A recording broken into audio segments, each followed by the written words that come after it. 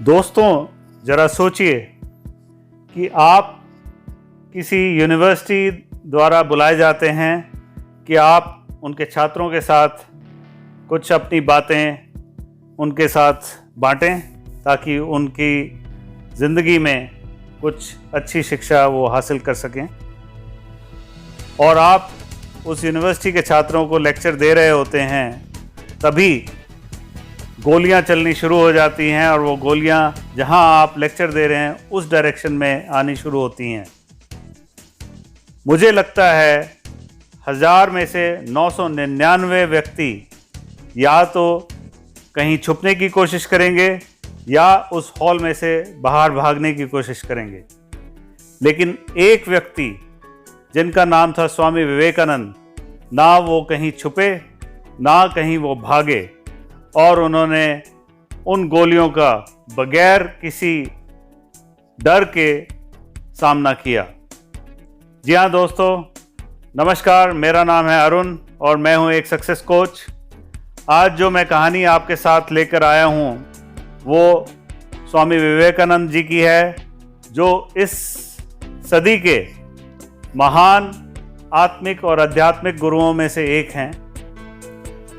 बात उस समय की है जब स्वामी विवेकानंद अमेरिका गए हुए थे और वो वहाँ के छात्रों को हिंदुस्तान के ऋषियों और मुनियों के बारे में बता रहे थे और वो ये भी कह रहे थे, जो सही मायने में एक हीरो होता है वो कभी भी डर के आगे नहीं झुकता। तो कुछ विद्यार्थी जो इस बात को सुन रहे थे, उन्होंने स्वामी जी से कहा कि स्वामी जी, आप हमारे कॉलेज में आएं और हमारे छात्रों को संबोधित करें। स्वामी जी ने उनका निमंत्रण सहर्ष स्वीकार कर लिया और जब वो वहाँ पर जाकर बोल रहे थे कि असली व्यक्ति वही होता है जो किसी भी कठिनाई और किसी भी खतरे का डटकर मुकाबला करता है, उनके शब्द अभी पूरे भी नहीं हुए थे कि उनके डायरेक्शन में और उनकी दिशा में गोलियां चलनी शुरू हो जाती हैं। स्वामी जी इस बात से जरा भी विचलित नहीं हुए, लेकिन स्टूडेंट हॉल में भगदड़ मच जाती है। कुछ लोग भागने लगते हैं, कुछ लोग गिर जाते हैं और कुछ लोग तो बेहोश भी हो जाते हैं। लेकिन स्वामी जी ना डरे, ना झुके, ना भागे। उनका कहना था कि अगर कोई गोली उनके लिए नहीं बनी तो वो उनको कोई छू भी नहीं सकती और उनको कोई भी क्षति नहीं पहुंच सकती। और अगर वो गोली उनके लिए ही बनी है तो चाहे वो 100 सुरक्षाकर्मी भी अपने साथ रखें, तब भी उनको वो गोली लग ही जाएगी और उनको कोई नहीं बचा सकता। तो स्वामी जी का कहना था कि आप शक्तिशाली हैं अगर आप अपनी कमियों पर विजय पा लेते हैं।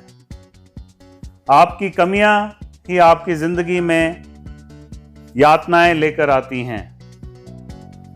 रविन्द्रनाथ टैगोर जी ने भी कहा था कि हमें प्रार्थना करनी चाहिए इस बात की नहीं कि हमारी ज़िंदगी में कोई कठिनाइयाँ या खतरा ना हो, बल्कि इस लिए हमें प्रार्थना करनी चाहिए कि जो भी कठिनाइयाँ हमारे समक्ष आएँ, जो भी खतरे हमारे सामने आएँ, हम उनका डटकर मुकाबला कर सकें।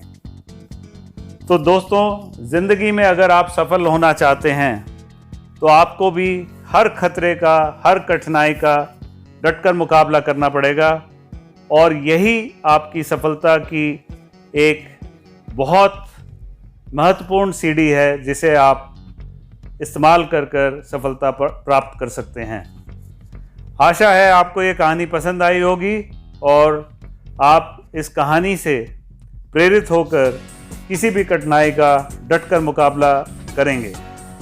आजकल जैसे कि कोरोना फैला हुआ है, अगर हम इस डर से अपने सारे काम बंद कर दें और घर में ही कैद हो जाएं, तो वो मेरे हिसाब से समझदारी नहीं है।